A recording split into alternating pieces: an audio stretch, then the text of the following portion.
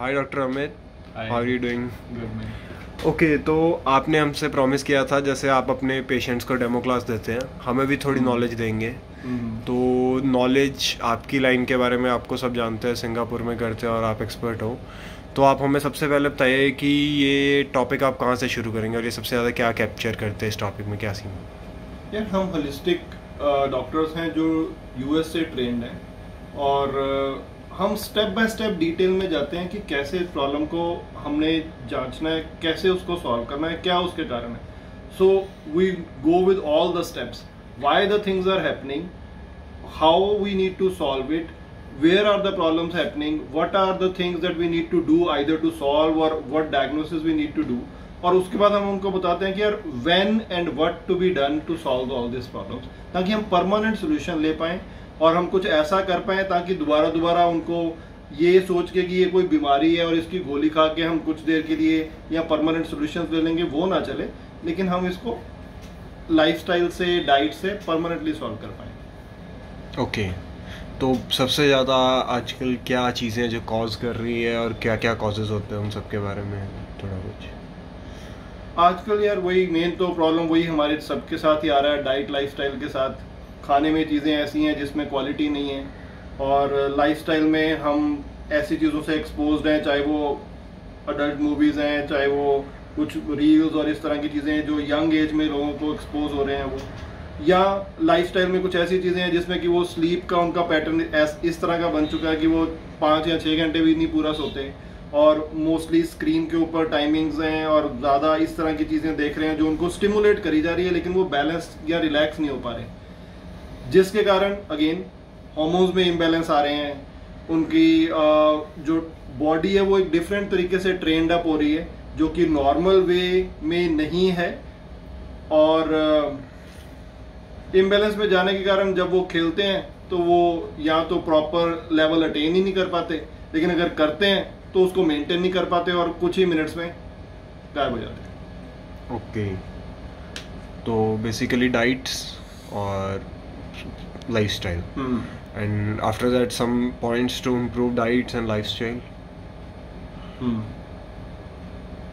इन general सब लोग जानते हैं, जैसे मीन्स वही कोई भी इस जनरेशन में चल रहा है तो अगर हम दादू या नानू वाली उनको अगर पूछें तो वो वही बता रहे हैं कि यार जल्दी सो जाओ और जल्दी उठो तभी बैलेंस होएगी बॉडी।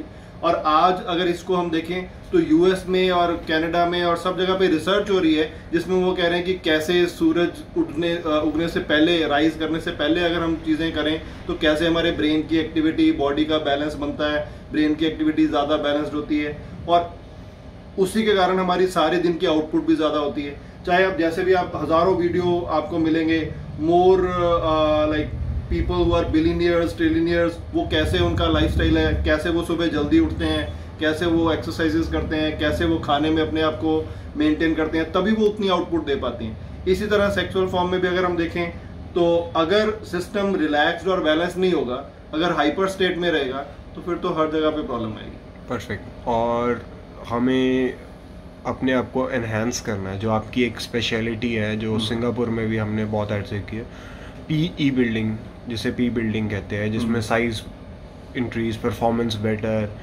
हार्डर रिएक्शंस, ये सब चीज़ों के बारे में आप नॉलेज देते हैं। तो इस चीज़ के बारे में आप थोड़ा कुछ गाइड करना चाहेंगे कि क्या कर सकते हैं? ओके, एक तो यार मेन चीज़ है कि हम पहले बेस लाइन पे हों ताकि हम उसको फर्दर इम्प्रूव कर पाएँ। इसको मैं मे बी बॉडी बिल्डिंग के साथ कंपेयर करता हूँ।